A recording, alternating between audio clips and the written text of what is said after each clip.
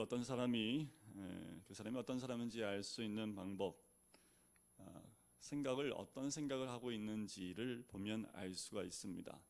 이제 코로나19 시대가 오면서 더더욱 우리가 어떤 사람인지 조금 드러나고 있지 않나. 이제까지 목사들도 이 목사가 어떤 목사인가 라고 생각을 많이 하는 사람들도 이번 코로나 때 드러나는 모습을 통해서 이 목사는 이런 목사였구나, 이 목사는 이런 목사였네. 왜 어떻게 이렇게 알 수 있습니까? 그 사람의 생각이나 사상을 보면 이 사람이 어떤 사람인지 알 수 있다라는 거지요. 이런 점에서 볼 때 사도 바울은 오직 예수 그리스도만 생각하고 있었던 사람임에 틀림이 없습니다. 자나깨나 예수님입니다. 감옥에 있으나 밖에 있으나 예수님 뿐입니다. 좋은 환경이나 나쁜 환경이나 높은 위치나 낮은 위치나 오직 예수님만 관심이 있는 사람이 사도 바울이에요. 그래서 이렇게 얘기하지요. 살아도 주를 위하여, 죽어도 주를 위하여, 무엇을 먹으나 마시나 굶으나 주를 위하여 나는 산다라고 이야기합니다. 여러분들 무슨 생각이 지배를 받고 살고 있습니까? 코로나에 여러분들 생각이 지배되시면 절대로 안 돼요. 그러면 코로나 인생을 살 수밖에 없습니다. 우리가 제일 많이 생각하는 것은 무엇입니까? 코로나를 제일 많이 생각하시면 안 돼요. 정치도 마찬가지입니다. 다른 것도 마찬가지입니다. 우리는 무엇을 제일 많이 생각해야 합니까? 예수 그리스도인 줄 믿습니다.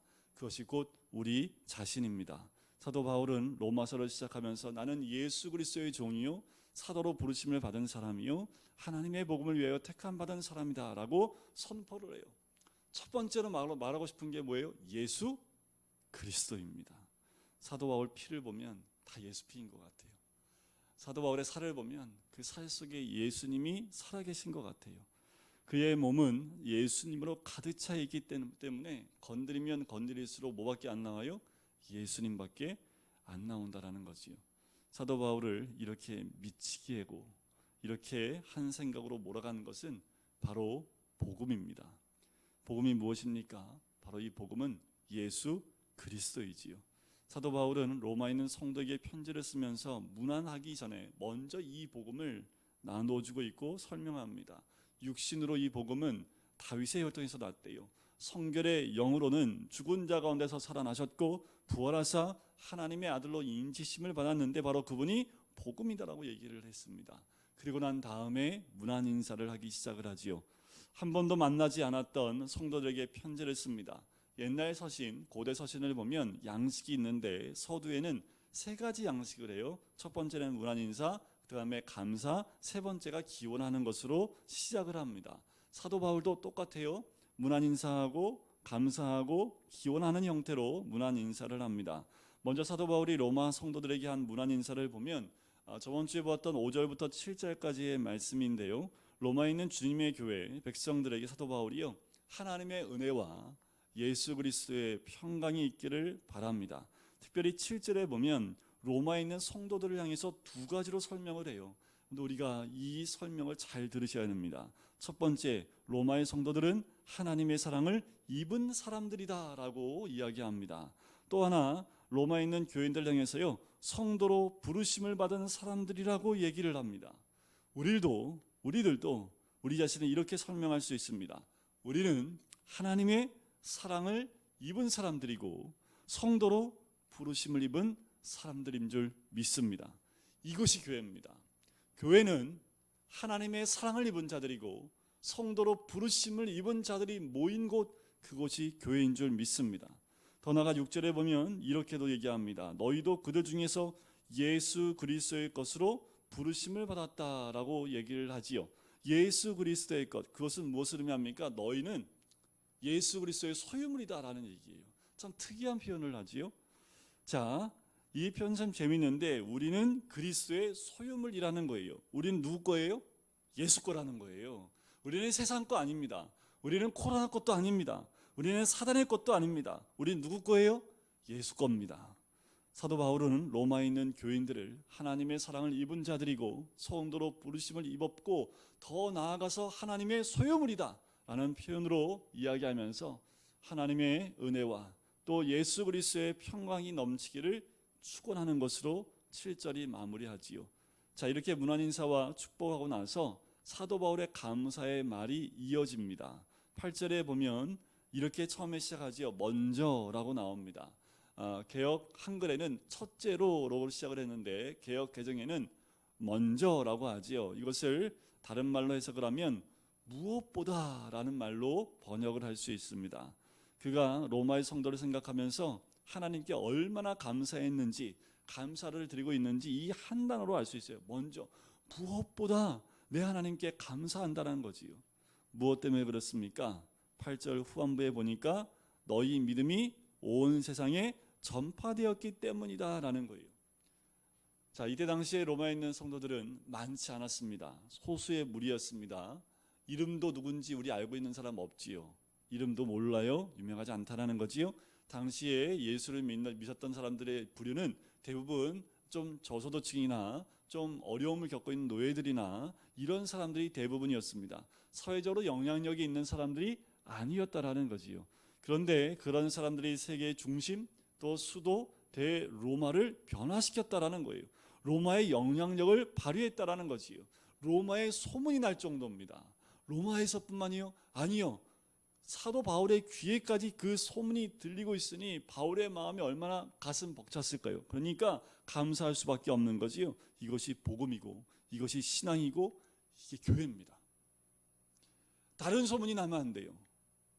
다른 이야기가 나면 안 돼요. 교회는 복음과 신앙, 믿음의 소문이 나야 되는 거지요. 그 영향력은 결국 로마 전체를 뒤집어 버렸습니다. 로마가 기독교를 국교로 삼을 만큼 로마의 영향력을 준 사람들, 그것은 아주 극소수의 사람들로부터 시작을 한 거지요. 저는 우리 모든 사람들이 세상을 변화시킬 수 있다고 믿습니다. 로마가 변했는데 이 서울이 안 변할 수 없는 거지요. 로마가 소수의 믿음으로 변화되어졌다면 오늘 이곳에 있는 또 가정에서 예배드리는 우리 몇 명의 사람들로 통해서 세상은 반드시 변화될 수 있으리라 믿습니다. 어떻게 소문났을까요? 성경에는 잘 안 나와요. 로마 사람들이 어떻게 생활했고 잘 안 나와요. 하지만 짐작할 수 있는 게 있습니다. 분명한 건 뭐예요? 이 믿음의 소수의 사람들은 삶의 질이 달랐다라는 거지요. 그렇지 않으면 소문이 날 리가 없지요. 너나 나나 똑같은데 무슨 소문이 나겠습니까? 세상 사람들이 우리를 향해서 뭐라고 그래요? 안 믿는 나나 믿는 너나 다를 거 하나도 없다. 뭐 소문 날 게 없어요. 너나 나나 다를 게 없는데 무슨 소문이 나겠습니까? 달라야 변화를 주지요.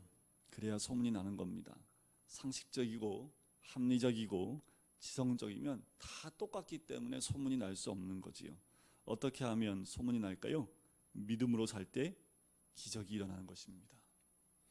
우리들의 삶의 질이 달라야 돼요. 즉 믿음의 내용이 다른 겁니다. 우리가 믿는 것이 세상적이지 않아야 합니다. 그때 세상 사람들이 충격을 받아요. 교회가 커서 충격을 받는 게 아니라 우리의 삶을 통해서 세상 사람들과 다른 모습을 통해서 충격을 받아야 돼요. 믿음의 질이 달라서 충격을 받는 거예요. 생각의 틀이 다르고 가치관이 다르기 때문에 충격을 받는 겁니다. 모든 사람들이 다 힘들고 어렵고 죽겠다고 할 때 우리도 같이 죽겠다고 얘기하면 다를 게 없습니다. 그 가운데 믿음으로 다른 모습을 보여준다면 사람들은 우리를 통해서 소망을 얻을 수 있기 때문에 야, 저 사람들은 뭔가 다르다라는 이야기가 나올 수 있는 거지요. 코로나가 우리에게 다가와도 이 시대에도 우리는 죽지 않습니다. 우리의 믿음은 모이지 못하게 한다고 해서 사라지거나 없어지는 믿음이 아닙니다. 조용한 것 같고 각 가정에서 흩어져 있는 것 같지만 다시 모이면 불처럼 타오르는 믿음을 갖는 사람들이 바로 우리들인 줄 믿습니다. 생각이 다르면 소수의 사람들이라도 영향을 미치게 되어져 있지요. 진짜 믿음을 가지면 두세 사람이 내 이름을 모인 곳에 우리 주님이 함께 하실 뿐만 아니라 기적과 역사가 일어나는 거지요. 그래서 사도 바울이 감사하는 거예요. 너희를 생각하면서 정말 뿌듯하고 너희를 안다는 것이, 예수 믿는다는 것이 이렇게 좋구나. 너무너무 감사하다. 이것이 사도 바울의 감사의 표현입니다. 모든 사람들이 우리의 이름만 듣고도 감사하게 되기를 주의 이름으로 간절히 축원드립니다. 우리의 믿음의 소문이 퍼져나가기를 주의 이름으로 간절히 축원드립니다. 우리의 것을 나누고 힘들고 어려울 때에 주의 사랑과 믿음을 나눌 때에 그 소문이 퍼져나갈 뿐만 아니라 하나님의 은혜를 통해서 하나님의 역사가 그 소문을 더 넓게 기적으로 역사하시게 될 줄 믿습니다. 자, 사도 바울은 한 번도 보지 못한 로마 교인들과 교회에 문안 인사하고요. 두 번째, 그들의 믿음이 각처에 소문난 것 때문에 감사를 했고요. 세 번째, 이제 기원을 합니다. 내가 로마에 있는 너희들에게 지금 편지를 쓰고 있는데 이러이러한 기도의 제목을 가지고 편지를 쓰고 있다. 우리 함께 이런 문제를 가지고 기도하자 라고 이야기하는 거지요. 자, 9절부터 15절까지의 내용을 두 가지로 나눈다면 이런 거예요. 9절부터 12절까지는 내가 어떤 신령한 은사를 너희에게 나눠줌으로써 우리가 서로 교제하고 서로 위로받고 아름다운 열매를 맺는 삶을 살기 원한다는 내용이고요. 13절부터 15절까지의 말씀으로 내가 그렇게 복음을 로마에 전하고자 하는 것은, 또 그렇게 가고자 했던 것은 복음에 빚진 나의 마음 때문이다. 따라서 나는 너희에게 가서 이 빚진 마음을 갚고자 한다는 것이 두 번째 내용입니다. 자, 9절을 보면 사도 바울은 로마 성도를 위하여 쉬지 않고 기도해 왔다고 간증을 합니다. 가본 일도 없어요. 본 일도 없습니다. 그런데 사도 바울 마음속에 뭐가 있어요? 로마가 꿈틀대고 있는 거지요. 로마에 있는 성도들이 가슴에 박혀 있는 거예요. 교회에 대한 그리움과 사랑이 있었던 겁니다. 가기 전이지만 끊임없는 기도를 해왔다고 말해요. 그 기도하는 것을 하나님이 증거하신다고까지 그렇게 자신 있게 얘기할 수 있는 사람이 사도 바울이었습니다. 사도 바울의 마음속에는 단 한 번도 본 적이 없는 로마 성도들이 항상 있었다라는 거지요. 이것은 내 심령으로 섬기는 하나님이 증거한다라는 겁니다. 여러분, 우리의 마음 가운데 이러한 마음이 있기를 간절히 소원합니다. 코로나 때문에 멀리 떨어져 있고 또 찾아뵙지도 못하고 멀리 있지만 여러분들 이 가슴 가운데 여러분이 있고, 또 여러분들 서로가 자주 만나서 교제하지 못하지만 서로의 마음 가운데 여러분들 이름 석자가 박혀 있어서 갑자기 잘 살고 있나? 그 마음에 기도 한번 하는 것, 그리고 서로를 위해 기도하는 것이 지금 이 시대의 사도 바울의 그 기도의 심령이 되지 않을까라는 생각이 들어요. 영국의 옥스퍼드 대학에 다녔던 한 여학생이 있는데 30이 안 돼서 죽었습니다. 그녀의 삶은 성자와 같았다는 소문이 나기 시작을 했어요. 그녀의 소지품 가운데 수첩을 하나 발견을 했는데 그 수첩에 400여 명의 선교사님들의 이름과 주소가 적혀 있었다고 합니다. 어떤 사람의 증언에 의하면 장례를 치르는 그 순간순간마다 성령이 가득한 것을 느꼈다라고 할 정도입니다. 그녀는 선교사가 아니었습니다. 선교사로 가지도 않았지만 30도 안 되는 나이였지만 선교사님들을 위해서 계속 기도해오고 있었던 것이지요. 그래요, 우리들에게 이런 기도가 필요합니다. 이런 기도가 사도 바울의 가슴 속에 있었기 때문에 어쩌면 로마가 변했던 것이 아닌가 모르겠습니다. 그러면 이렇게 간 적도 없고 본 적도 없는 사람들을 위해서 왜 그렇게 열심히 기도했을까요? 왜 그렇게 사랑을 했을까요? 11절에 보면 내가 너희를 보고 싶은 이유는 너희가 로마에 소문이 파다할 정도로 신앙생활을 열심히 하고 있으므로 이제 내가 가서 내가 받은 성령 체험과 성령의 은사를 나누어 주고 싶기 때문이라고 이야기를 해요. 은혜는 어떨까요?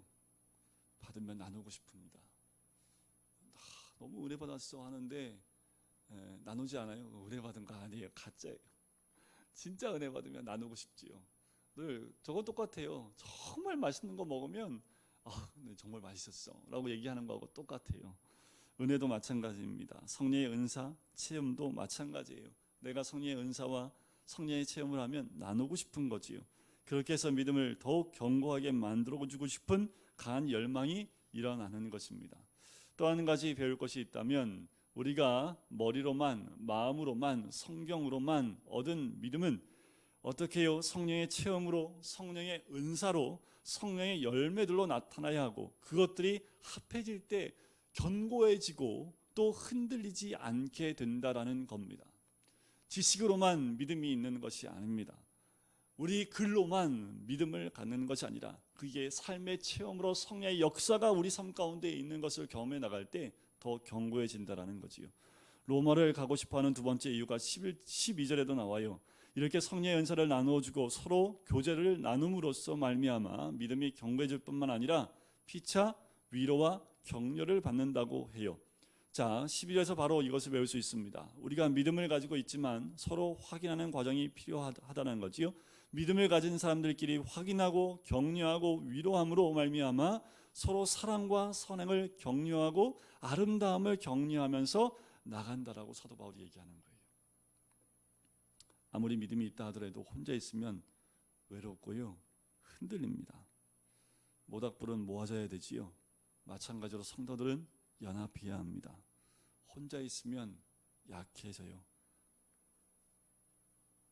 혼자 있으면 잘 믿을 것 같지만 그렇지 않습니다. 서로 믿음을 격려해야 되지요.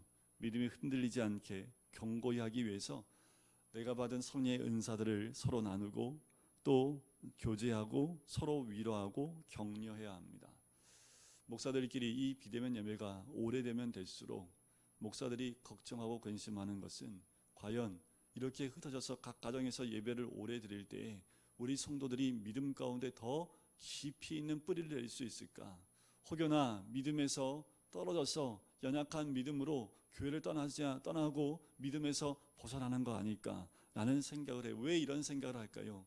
우리의 신앙은 연합하는 신앙이고 공동체 신앙이고 함께 나누고 서로 격려하고 위로하면서 믿음이 성장하고 성숙하고 이번 주에 내가 경험한 성령의 은혜를 함께 나누며 간접적으로 그 성령의 은혜를 나누면서 서로가 힘을 얻고 격려를 얻는 것이 우리 신앙인들의 모습입니다. 서로를 위해 격려하는 것이 우리들의 모습이어야 된다라는 거예요. 그래서 우리는 모이기에 힘을 쓰는 거 아닙니까? 그런데 이 바이러스로 인해서 모이지 못하고 비대면 예배를 합니다. 과연 이 비대면 예배 후에 우리의 모습은 어떠할까라는 거예요. 더더욱 우리는 몸은 떨어져 있지만 서로를 향해서 격려하고 위로하는 마음은 절대로 잊으시면 안 됩니다. 어디에 있든지 이 코로나 시대에 나와 함께 하신 하나님을 나누려는 마음들이 있어야 되고 꼭 만나지 않더라도 온라인을 통해서 문자를 통해서 글을 통해서 서로의 마음을 나눌 때 그것을 읽으면서 이런 시대, 이런 코로나 시대에 이렇게 이겨나가고 있구나 하며 서로를 격려하고 나누는 그런 마음들이 있어야 될 줄 믿습니다. 여러분들 지금 가정에서 예배드리시는 분들도 그 자리가 성령의 은혜가 가득한 자리가 되시기를 주의 이름으로 간절히 축원드립니다. 비대면 예배가 이제 끝나고 대면 예배가 시작할 때 우리 다 함께 모였을 때 밥이라도 한 끼 나누면 참 좋겠는데 밥 한 끼 나누는 게 이렇게 우리가 얼마나 좋았던 건지는 2020년도에 깨닫게 됐지요. 언제 다시 밥 먹을까요? 매주 냉면 먹는다고 투틀거렸던 분도 냉면 먹고 싶네 이런 얘기가 나오는 거죠. 왜요? 냉면이 중요한 것이 아니라 냉면을 먹으면서 서로 이야기하고 서로 교제할 수 있고 서로 격려했던 것이 더 컸기 때문에 그렇습니다. 13절에서 바울은 또 하나의 방문 이하를 얘기합니다. 내가 여러 번 가고 싶었다. 이방인들에게 복음이 들어가니까 그들이 예수를 믿고 순종하게 되었고 그들에게 성령의 체험들과 기적들과 소자연적인 역사들이 나타났고 삶과 가치관이 변하기 시작했고 생활 양식이 변하게 되어 그들의 삶에 어떤 열매들이 있게 되었기 때문이라고 이야기를 합니다. 예수 믿는 거 보면요 이런 거예요. 복음을 듣고요 구원을 얻고 믿게 되는 것, 성령의 체험이 나타나고 성령의 은사들이 나타나 삶이 변하고 가치관이 변하는 거예요. 생각이 변하게 되는 거지요. 그리고 나서 예수 믿는 사람들의 열매들을 맺고 살아가는 것이 바로 그리스도인의 전체적인 그림입니다. 여러분들의 열매들을 가지고 나서 열매를 나누는 곳이 예배입니다. 우리가 각자의 삶 가운데 예배를 드리다가 예배의 열매를 가지고 그 풍성을 가지고 주일에 한 번씩 모여서 그 열매를 서로 나누고 그 맛있는 열매들을 나누는 것이 일주일에 한 번씩 모이는 우리의 예배의 축제의 모습이 되어야 된다는 거죠. 그게 그리스도인의 그림입니다. 자, 이제 나는 너희들이 예수를 믿고 믿음이 단단해지기를 바란다. 서로 위로하고 격려하기를 바라고 마지막으로 열매 맺기를 바란다. 믿음의 열매가 있었으면 좋겠다. 이런 이유 때문에 나는 로마에 있는 너희에게 가기를 원한다. 이것이 사도 바울의 기원하는 모습이지요. 13절의 마지막 부분에 보면 또 뭐라고 얘기하냐면 13절에 보면 첫 부분에 그 얘기가 나오지요. 내가 여러 번 너희에게 가고자 했다라고 얘기를 해요. 이 말은요, 이게 그냥 인사치레하는 말이 아니라요. 사도행전 19장 21절에도 이 얘기가 나와요. 성령의 감동으로 로마에 가야겠다라는 말을 반복하게 하는 것을 볼 수가 있습니다. 하나님의 복음, 예수 그리스도의 복음을 위해서 로마의 이 복음을 주기 위해 가고 싶다라는 거예요. 아, 로마 가서 한번 구경하고 싶다. 아, 참 그때 당시에 이 로마가 대단한 곳인데 마치 LA에 가서 구경하는 것처럼, 맨해튼에 가서 구경하는 것처럼 관광하고 싶다라는 것이 아니에요. 복음을 들고 가고 싶다라는 겁니다. 사도 바울은 장사를 위해서도 아닙니다. 관광을 목적도 아닙니다. 복음을 위해서 가고 싶다라는 거예요. 여러분, 우리의 삶이 이래야 될 줄 믿습니다. 사도 바울에게 로마를 가기 원하는 것은 복음에 대한 열정이 있기 때문에 그래요. 여러분들 어딜 갈 때 이런 목적을 우리 모두가 소유했으면 좋겠습니다. 어느 곳을 가든지 나의 진짜 목적은 복음이야. 그 다음이 식사고, 그 다음이 관광이고, 그 다음이 다른 거야. 오직 내가 가는 것은 복음을 위해서라는 그 마음이 있었으면 좋겠습니다. 사도행전 23장 11절에 보면 로마 군영에 갇혀 있었던 사도 바울이 이렇게 얘기를 하지요. 담대하라. 내가 예루살렘에서 나의 일을 증거한 것 같이 로마에서도 증거하여야 하리라. 사도 바울은 로마와 뗄래야 뗄 수 없는 사람인 것을 알 수 있지요. 내가 로마를 보아야 하리라. 로마를 가야 하리라. 여러분, 우리는 무엇을 보고 싶습니까? 무엇을 해야 하며 어디로 가야 할까요? 자, 이제 14절과 15절에 보면 여기에 사도 바울 마음속에 복음의 빚이란 의식이 있습니다. 나는 복음의 빚진 자다. 그래서 할 수만 있는 대로 로마에 있는 너희들에게까지 가서 복음을 전하고 싶다라고 얘기를 해요. 우리는 사도 바울이 이야기하고 있는 그 이유들을 알게 되는데, 첫 번째는 뭐였습니까? 자신이 가진 은사들을 나누어주고 서로 믿음을 격려해 주어 뿌리를 내리고 열매 맺는 삶을 살게 하는 것이라 말했습니다. 처음에 나타난 이 목적보다 더 깊은 목적은 로마에 있는 너희들에게 복음을 증거하러 간다라는 거예요. 15절에 한 가지 더 생각할 것이 있다면, 복음은 하나님을 알지 못하는 세상 사람들에게만 필요한 것이 아니라는 겁니다. 복음은 이미 하나님을 알고 믿고 있는 사람들에게도 필요하다라는 거예요. 로마에 있는 너희들에게도 내가 또다시 복음을 설명하고 싶다라는 거예요. 복음은 다시 들려져야 합니다.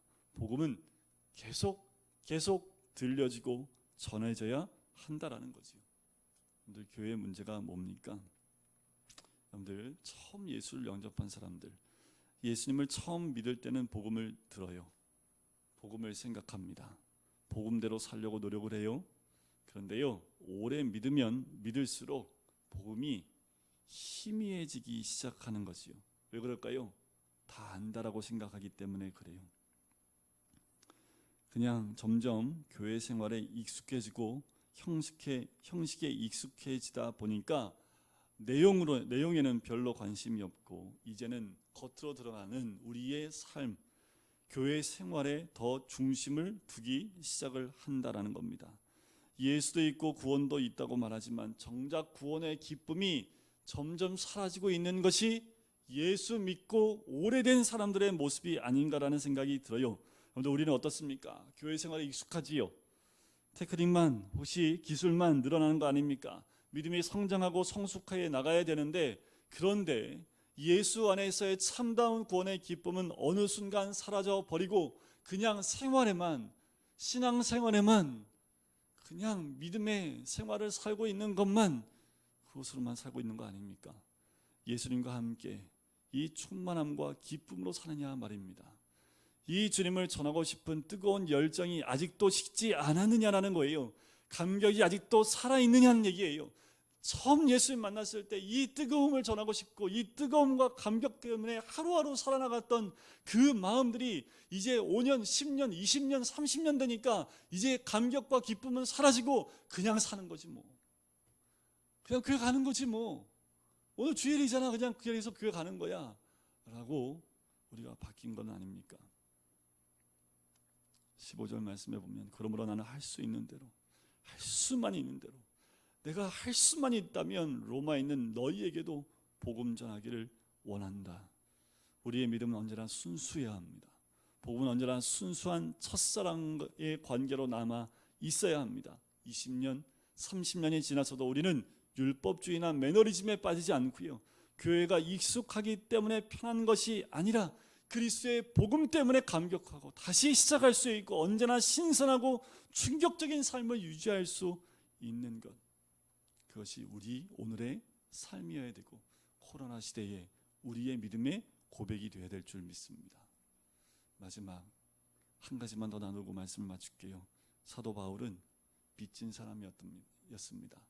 무슨 생각을 갖고 있었냐면 부채의식이 있어요. 오늘 빚져 보셨습니까? 우리 집안은 빚지는 거 되게 싫어해서 빚지지도 않고 남에게 하지도 않고 그냥 그렇게 살아요. 근데 빚져 보면 정말 그 심정이 얼마나 무겁습니까? 빚을 갚아야 된다는 것 때문에 하루하루 걱정과 근심 가운데 살지요. 사도 바울이요, 이렇게 복음의 빚진 자의 삶을 살았다라는 거예요. 왜 그랬을까요? 처음에 예수 믿는 사람 어떻게 했어요? 다 잡아 죽였습니다. 예수를 만나고 그것이 어떤 것인지 알고 난 다음부터 예수를 모르는 사람들에게 빚진 마음으로 살기 시작을 합니다. 저 사람이 복음을 모르는데, 저 사람도 복음을 모르는데, 저 사람도 예수님이 진짜 누군지 모르는데, 예수를 믿는 사람에게나 믿지 않는 사람에게나 사도 바울은 늘 복음의 빚진 자의 마음으로 살아갔다라는 거지요. 또 한 가지 빚진 마음, 또 하나의 특징이 있다면 빚을 갚을 능력이 없다라는 겁니다. 만약에 여러분들 빚을 갚을 능력이 있으면 갚아버리고 땡 하면 되지만, 사도 바울이 가지고 있었던 이 빚진 마음, 빚진 자의 마음은 도저히 갚을 수 없는, 갚을 능력이 없는 자의 빚진 자의 모습입니다. 그러면 이때 당시에 어떻게 해요? 빚을 못 갚으면 어떻게 해요? 그냥 종으로 가야 됩니다. 그냥 당신의 종이 되겠습니다. 난 갚을 능력이 없어요. 이렇게 될 수밖에 없습니다. 그러니 사도 바울이 예수님께 뭐라고 얘기해요? 나는 예수의 종이다라고 얘기할 수밖에 없는 거예요. 우리 모두는 사도 바울과 같이 빚진 자인 줄 믿습니다. 우리 모두가 사도 바울처럼 빚진 자의 마음으로 오늘 하루 복음으로 살아갈 수만 있다면 오늘도 사도 바울처럼 우리는 어느 곳을 가든지 늘 감격하고 기쁘고 나누고 하는 그 은혜가 있게 될 줄 믿습니다. 사도 바울의 마음이 우리의 마음이 되시기를 주의 이름으로 간절히 축원드립니다.